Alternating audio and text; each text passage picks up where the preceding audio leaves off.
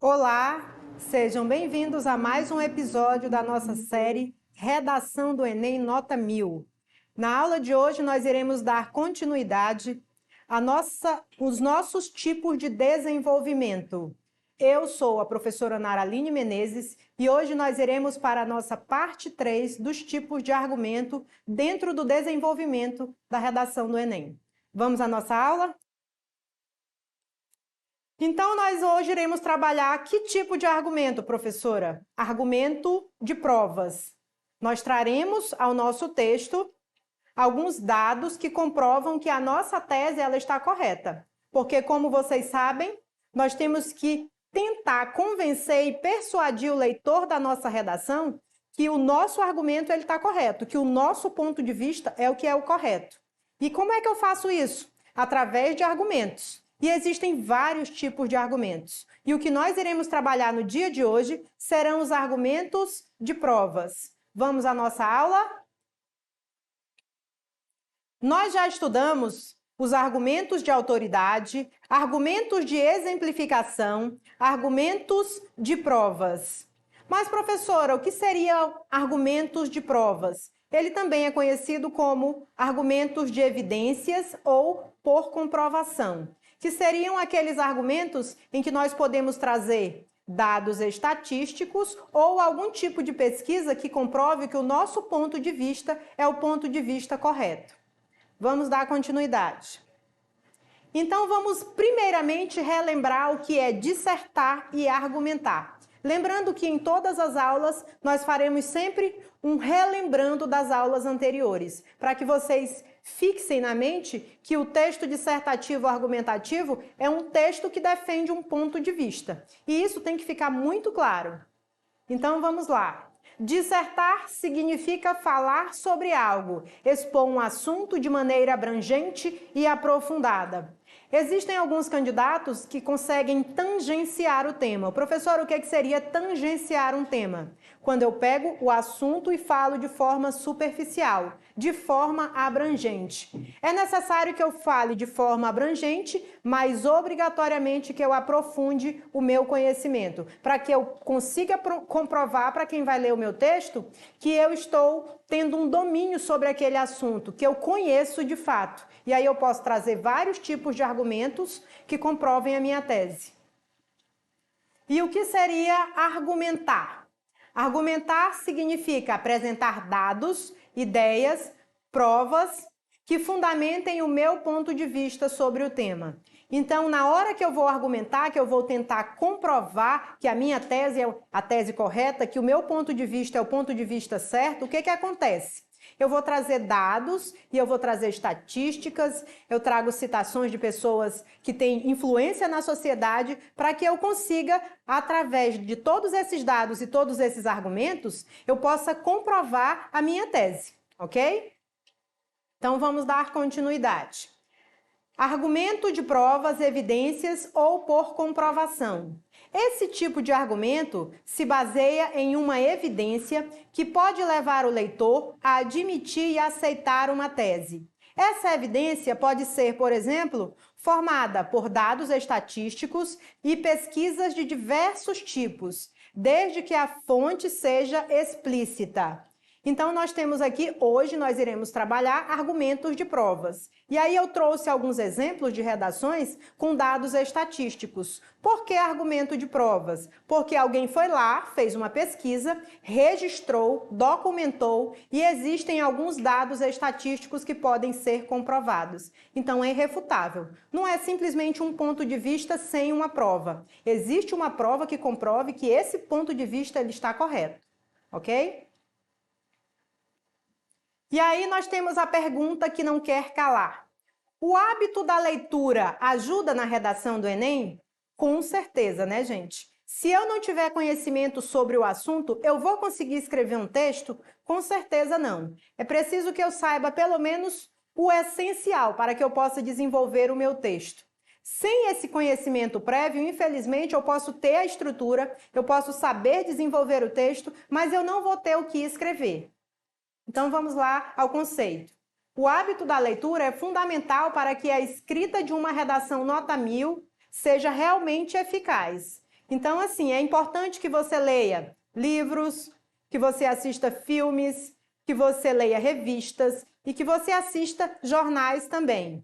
É importante que você esteja o tempo todo se atualizando, porque as informações que você adquire no seu dia a dia, mais informações confiáveis. Lembrando que tem que ter uma fonte, eu preciso ter uma fonte confiável. Eu não posso simplesmente dar um Google, fazer uma pesquisa e eu não posso averiguar, por exemplo, se essa pesquisa ela é verdadeira ou falsa. Eu não posso divulgar uma pesquisa que não seja verdadeira, que os dados que estão ali não sejam realmente comprovados e sejam realmente verificáveis. Então, tenha muito cuidado na hora de fazer as leituras também. Então, eu trouxe aqui, como sempre, uma redação de uma pessoa, de um candidato. E aí, esse candidato, eu não citei o nome, né, porque ele não quis se identificar. E aí, essa redação, ela fala sobre a persistência da violência contra a mulher na sociedade brasileira. Professora, a senhora já trabalhou esse tema em outras redações? Já trabalhei, mas eu sempre trago redações diferentes. Por que eu trouxe esse tema? Porque os textos motivadores desse tema, eles estavam carregados de dados estatísticos. E a maioria das redações que alcançaram 1000 pontos, elas utilizaram argumentos de provas dentro lá do seu texto, na sua argumentação, porque elas se basearam nos dados estatísticos dos textos motivadores. E aí, nesse primeiro momento, eu trouxe, por exemplo, a introdução. E aí, na introdução, eu faço uma citação aí a Emily Durkheim, né? E aí nós temos aí uma citação de autoridade também, mas nós já trabalhamos a introdução, né? Na nossa primeira temporada da nossa série Redação Nota 1000 do Enem, nós trabalhamos a nossa introdução. Como nós estamos trabalhando o nosso desenvolvimento, eu vou me ater apenas ao desenvolvimento. Vou fazer uma leitura rápida da introdução para que vocês possam entender o porquê que o desenvolvimento foi realizado daquela forma. Lembrando que o desenvolvimento, ele vai desenvolver, né? Ele vai trazer argumentos, ele vai trazer o meu ponto de vista e as provas e os exemplos que comprovem que aquilo que foi trabalhado lá no esqueleto da introdução, que foi antecedido, né? Ele precisa ser comprovado no meu desenvolvimento. Então, eu sempre trago a introdução para que vocês entendam que existe uma ligação entre a introdução e o desenvolvimento, que o meu texto está sempre fazendo uma relação com o tema para que eu não possa simplesmente fugir ao tema. Então, vou fazer uma leitura breve e aí, logo em seguida, nós iremos passar para a parte do desenvolvimento, que é a parte que nós estamos realmente estudando. E então, nós temos aí a persistência da violência contra a mulher na sociedade brasileira. Tinha um título, o título não é obrigatório na redação, você não perde ponto se você não colocar um título, porém a candidata colocou. E o título era Parte Desfavorecida. E aí ele inicia a introdução fazendo uma citação de um sociólogo muito famoso, que é o Emily Durkheim, e é muito conhecido, ele é estudado no ensino médio também. De acordo com o sociólogo Emily Durkheim, a sociedade pode ser comparada a um corpo biológico, por ser, assim como esse, composta por partes que integrem entre si. Desse modo, para que esse organismo seja igualitário e coeso, é necessário que todos os direitos dos cidadãos sejam garantidos. Contudo, no Brasil, isso não ocorre, pois em pleno século XXI, as mulheres ainda são alvos de violência. Esse quadro de persistências de maus tratos com esse setor é fruto principalmente de uma cultura de valorização do sexo masculino e de punições lentas e pouco eficientes por parte do governo. Nós temos aí a tese, nós temos aí o tema, e aí isso é importante que fique claro, ele não está falando da violência contra a mulher. E aí algumas pessoas, elas foram infelizes na hora da escrita do texto, da redação do Enem, porque, na verdade, elas falaram da violência contra a mulher. E o tema, ele era muito específico. Ele falava da persistência da violência contra a mulher. Porque, na verdade, algumas políticas já foram implementadas. E, mesmo assim, persiste a violência contra a mulher. E aí, esse aqui foi brilhante, porque ele foi muito feliz quando ele colocou, inclusive, a palavra-chave, a persistência, né, dos maus tratos contra esse setor. Para que ele não fosse repetitivo, a persistência da violência contra a mulher. Ele disse a persistência dos maus tratos, que seriam um sinônimo de violência, contra esse setor, que seria o setor feminino, né, das mulheres. Mas agora nós iremos passar para o nosso desenvolvimento. Observe que ele utilizou um argumento de autoridade, lá no início da sua introdução. Ele fez uma citação não direta, ele fez uma citação indireta. Observe que ele utilizou uma expressão que é utilizada por Emile Durkheim, que é corpo biológico. E aí ele fala da sociedade e fazendo uma relação direta com a persistência da violência contra a mulher. Então, assim, ele foi muito feliz com a escolha do argumento dele de autoridade aí na introdução, citando esse sociólogo que é muito famoso. Então, vamos à leitura do nosso desenvolvimento. Ele diz assim, além dessa visão segregacionista, observe que nós iniciamos o nosso texto usando um conectivo. É importante nós fazermos uma relação entre o primeiro parágrafo, que é a introdução, e o nosso desenvolvimento. E para isso nós usamos os nossos conectivos. Eles não estão aí por acaso, eles estão aí para fazer uma relação entre os parágrafos e que o texto fique coeso, ok? A lentidão e a burocracia do sistema punitivo colaboram com a permanência de inúmeras formas de agressão. Então, assim, eu já começo contextualizando o meu tema.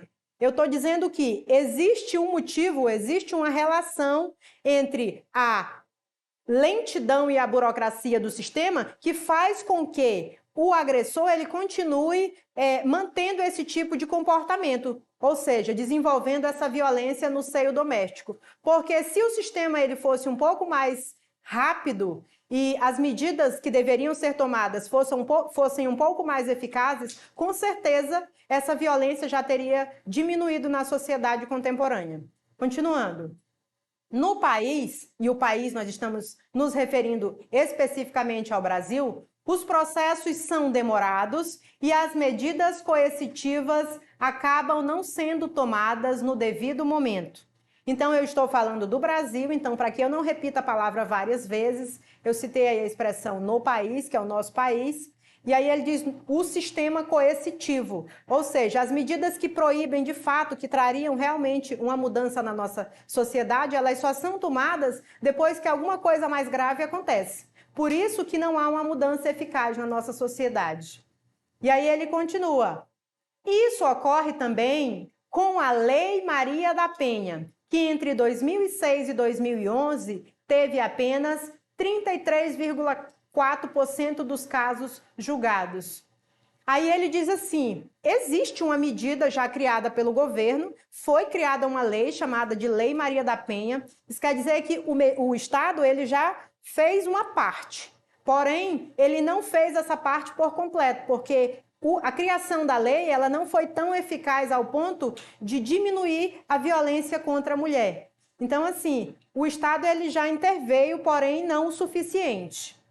E aí ele continua. Nessa perspectiva, muitos indivíduos, ao verem essa ineficiência, continuam violentando as mulheres e não são punidos. Então, aí eu trago o ponto de vista, né? Muitos indivíduos continuam permanecendo tendo o mesmo tipo de conduta porque observam que a lei é falha e que demora muito, ela é muito lenta. Então, eles continuam reproduzindo esse tipo de comportamento. E aí é o tempo todo trazendo dados e tentando comprovar que o meu ponto de vista ele está correto. E aí ele continua. Assim, observe aí o conectivo, assim eu vou concluir o meu desenvolvimento. Observe que o meu desenvolvimento ele tem um começo, um meio e um final. E aí esse é o último período do meu desenvolvimento. Eu utilizei um conectivo aí que eu anuncio que eu vou concluir este parágrafo. Vírgula. Essas são alvos de torturas psicológicas. Essas quem? Eu poderia repetir mulheres, mas eu não repeti. Eu sei que essas faz referência direta às mulheres que sofrem violência doméstica. Essas são alvos de torturas psicológicas e abusos sexuais em diversos locais, como em casa e no trabalho. Brilhei. eu trouxe argumentos que comprovem o meu ponto de vista, com provas, eu trouxe dados estatísticos, eu utilizei conectivos, eu introduzi, eu comprovei a minha tese, falei da lei, eu contextualizei e eu concluí. Brilhei. Aí o meu parágrafo ele está completíssimo. Professor, onde é que está aí os dados estatísticos? Vamos observar. E aí eu trouxe aqui em lilás, não sei se vocês perceberam, está em negrito também, a parte que eu falo, a Lei Maria da Penha, que entre 2006 e 2011 teve apenas 33,4% dos casos julgados. Lembrando que você não vai simplesmente decorar esses dados estatísticos para você escrever na sua prova, é muito difícil isso. Mas você sabe que existem aproximadamente 4 textos motivadores lá na sua temática da redação do Enem, então não precisa se preocupar. Os dados já estarão presentes lá, você vai usar esse dado como suporte na hora da escrita do seu texto e para você defender o seu ponto de vista. Então, assim, não se preocupe em estar decorando números, porque isso não será necessário. Observe que ele não copiou o texto motivador. Ele utilizou um dado do texto motivador para basear o argumento dele. Através desse dado do texto motivador, ele comprova a tese dele.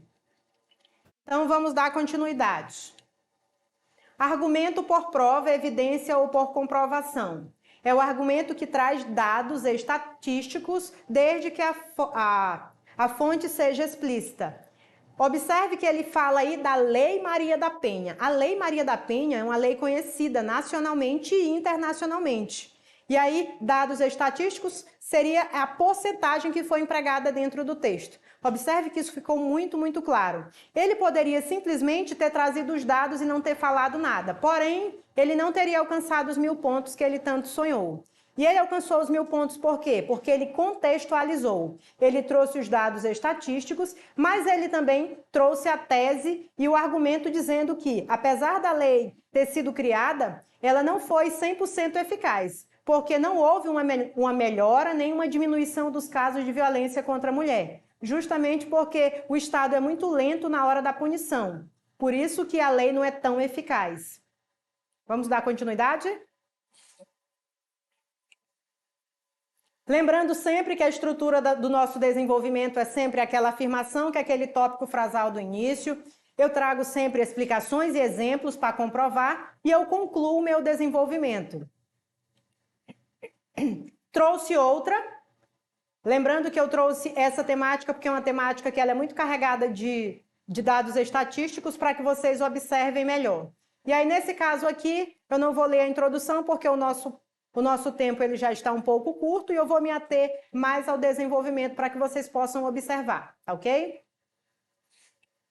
E aí nós temos aqui, de acordo com o site Mapa da Violência, observe que eu já inicio o meu desenvolvimento fazendo uma relação direta com o site. Qual é o nome do site? Mapa da Violência. Eu faço uma citação ao site, eu vou trazer dados estatísticos, mas eu cito a fonte. É importante que eu cite a minha fonte. Por que é importante que eu cite a fonte? Porque alguém vai lá pesquisar para ver se esses dados realmente são verdadeiros. E aí eu continuo. Nas últimas 3 décadas, houve um aumento de mais de 200% nos índices de feminicídio no país. Esse dado evidencia a baixa eficiência dos mecanismos de auxílio à mulher, tais como a Secretaria de Políticas para as Mulheres e a Lei Maria da Penha. A existência desses mecanismos é de suma importância, mas suas ações não estão sendo satisfatórias para melhorar os índices alarmantes de agressões contra o erroneamente chamado sexo frágil. E aí aqui ele foi um pouco mais extenso na hora que ele faz uma citação. Ele fala de dados de 200%. Se esse dado ele não estiver presente lá nos textos motivadores, lembre que o corretor ele vai buscar isso na internet. Esse dado ele precisa ser certeiro, ele precisa ser correto. Porque se ele não tiver nos dados motivadores, lá que você possa fazer uma pesquisa rápida, na hora que ele vai fazer a pesquisa, você não pode simplesmente inventar um número. Ele tem que ser verdadeiro, ele tem que ser real.